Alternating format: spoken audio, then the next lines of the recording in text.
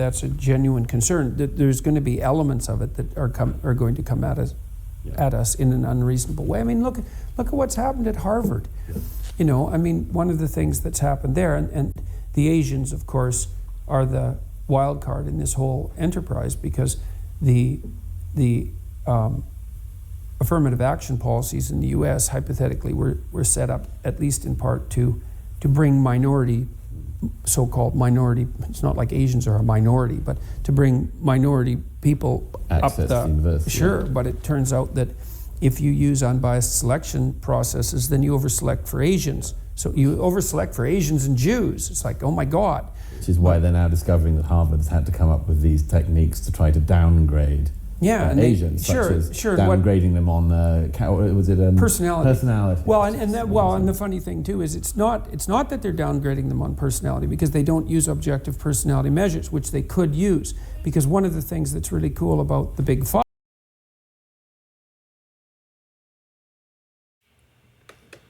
be very, very carefully laid out. The novelist Ian McEwan once said that all readers have to at some point contend with the awkward fact that some of the nicest people they know have never read a book. Right. Well, okay. So let's go into the IQ thing more terribly.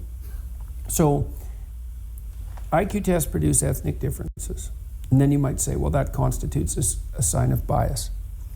It's like, okay, if that was true, then IQ tests would when you're using them to predict real-life performance within groups, they would underpredict the real-life performance of the ethnic groups where IQ scores are lower, but they don't.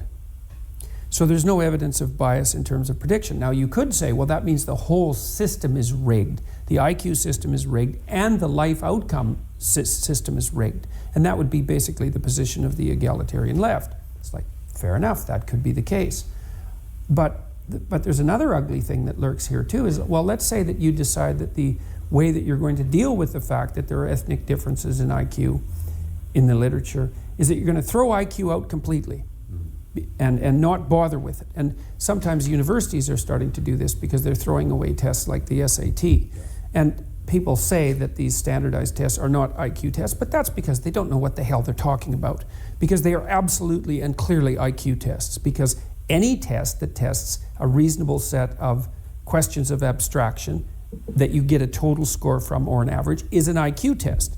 So people can wave their hands about that all they want, but that just means they don't know what the hell they're talking about. All right, so let's say we decide just to scrap the idea of IQ. Well, here's a problem. As our society, this is actually a problem that Charles Murray and Herrnstein talked about in the bell curve. It was never really mentioned, though, because it's actually an argument that the left should be very sensitive to. We are producing our hierarchies are increasingly IQ predicated. Yeah. And so what's happening is that the dispossessed that the left hypothetically is concerned about and genuinely concerned about, to the degree that there's genuine and proper engagement on the left, because it's the proper role of the left, is that if you don't take differences in cognitive function into account, you are going to miss what's going to dispossess most people over the next 30 or 40 years. Because we're producing a cognitive hierarchy. And increasingly, the spoils of the hierarchy are going to people who are in the cognitive stratosphere, so to speak, especially because it's one thing to be really smart. It gives you an edge in a complex society, especially one that's changing very rapidly like ours. But if you're really smart and you know how to use a computer, you are so far ahead of people that it's like you're a member of a different species. And if you don't think that that's going to be the fundamental problem of the coming age, let's say, then you're not very awake. I suppose, just to wrap up this issue for the time being, the thing I've been trying to work out my own disturbance about this issue for a while, and I suppose I recently managed to hone it down to this, that it's not that I think that it should be ignored, I don't think it can be denied, but that I suppose one of the things that makes me so uncomfortable about the IQ thing is that I can foresee, if the people who are most interested in it keep pushing it like this, I see some terrible concatenation of nightmares, because of course this isn't happening in a vacuum.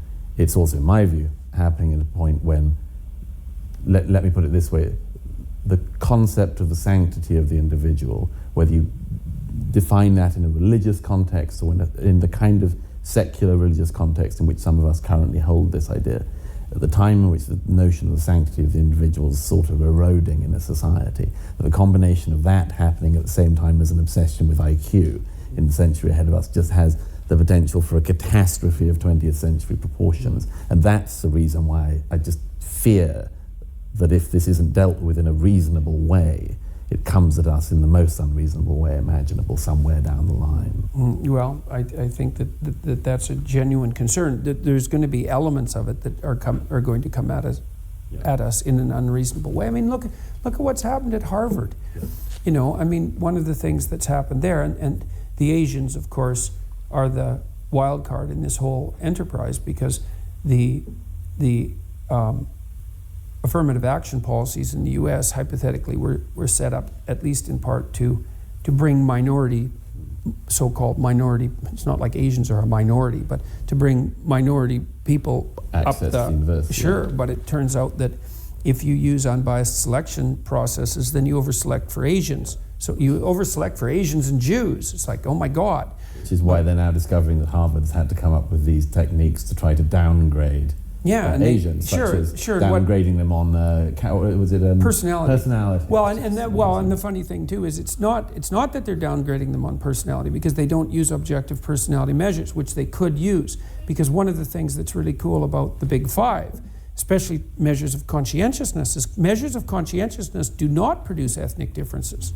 So one of the ways of putting together a selection battery that's objective, let's say, which would mean both blind to peripheral characteristics such as race, but also capable of predicting the desired outcomes. So that's what I mean by objective, is to produce a battery of tests that blends cognitive assessment with genuine personality assessment. And actually, it's so interesting because in the American context, you're actually bound to do that by law if you're selecting employees, because you're bound to use the most valid and reliable current method of selection. That's instantiated into law. And the American Psychological Association has stated firmly that the proper way to do that is to use a balance of cognitive tests and personality tests.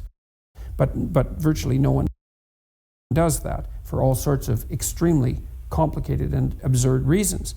But then you might say, well, we can't use the cognitive tests because they produce ethnic differences, and you can moderate that by interleaving personality, which is one way of dealing with it. We're going to use something else. It's like, okay, you're going to use something else. Well, it turns out that whatever else you use is more biased than the thing you're fleeing from. And that's what's manifesting itself at Harvard. Well, we'll use our subjective judgment. And, the Harvard people have been hand-waving about the fact that their bloody admission criteria are so sophisticated that you can't capture them with mere quantitative analysis. This is their latest one after trying to just make sure nobody had access to what they were actually doing. That's right. We're so sophisticated that we couldn't possibly quantify it. It's like, that's not sophisticated, that's prejudice. At every single stage, Harvard University in this case, that Asian students have brought, at every single stage, they've done everything they can to cover over the actual fact that they are themselves being biased on ethnic reasons in their selection. Well, it's an extraordinary sight. Sure, and so what's happening is that wherever subjectivity is allowed to enter into the equation, the Asians are downgraded as a consequence of personality, which isn't personality. It's actually the subjective sense that the evaluators produce when they read through the applications and they know that the applicant is Asian. And it wasn't even, without even meeting the applicant. Judging the person on racial characteristics without having met them. Yes, and there's a variety of things that are appalling about that. And one of them, of course, is the denial of the opportunity to attend a top-tier university like Harvard for the students who were qualified to attend, the Asian students. But there's another element to this that's also equally pernicious, and in some sense more self-serving. Like, if you set up your society properly, and this is the equality of opportunity doctrine, it's in everyone's best interest to exploit the talented maximally, right? Because in every domain of productive endeavor, a small proportion of people do most of the productive work. And so you want to take advantage of those people, those 1 in 1,000 people or 1 in 10,000 people who are mathematically gifted, for example, or gifted in whatever way they happen to be gifted. And so if you don't select your top tier candidates, so let's say the Asian students in the case of Harvard, then society doesn't get a chance to exploit them properly and everyone ends up poorer. Apart from the fact that each individual doesn't get their opportunity, there's a social cost here too that's not trivial.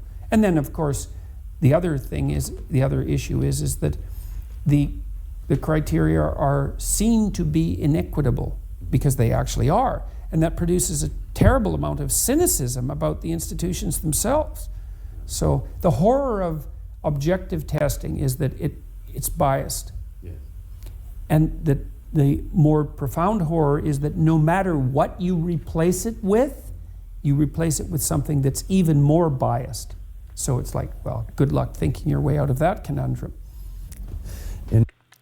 Wow. That was an absolutely fascinating conversation with Jordan Peterson answering the question, talking about IQ tests, subjective, objective, personality tests. Then they brought what was happening with the Harvard. We all know that the Asian students sued Harvard for reverse discrimination. And the whole idea, affirmative action by the left, was never intended. It was intended for minorities, is what they were talking about. But what the minorities that they were talking about were the black minorities. And so the affirmative action to allow, to allow black people to attend some of these highly elite colleges, even though they didn't have the meritocracy to enter them. They didn't have the scores. They didn't have the grades. They didn't score well on these tests. But they said that's just not fair. So we have to have representation of blacks at these universities. Otherwise, it's going to be all white dominated, But that's what it was. So now you had this reverse discrimination. So you've always heard it that white students have said, well, I had the exact same score, or I didn't get in, or I had a higher score and I didn't get into that. And I know for a fact that that person scored less than I did on the standardized test. How did he happen to get in? What happened there? And now along come the Asians and the Jewish people, and all of a sudden they start dominating on meritocracy. And then you say, well, we just can't have, what would be wrong if, for example, if Harvard came out and said, we have 90% Asians over here, we have 7% white, and we have 3% black and Latinos and everybody else. Meritocracy, that's fine. You scored well, but as Jordan Peterson talks about, that by allowing these biases to occur through these subjective tests, which they call personality tests. And the only way they found this thing out was because when they were reading the papers and finding out that it was linked to an Asian student, if you just gave a number assigned to that essay and there was no indication of who that person was, what name that was from, I guarantee you the amount of people who would be coming into these universities and colleges, oh my, it would be completely turned around. You would have such a higher number of Asians and foreign students inside there. Because now the people that are looking at the tests, until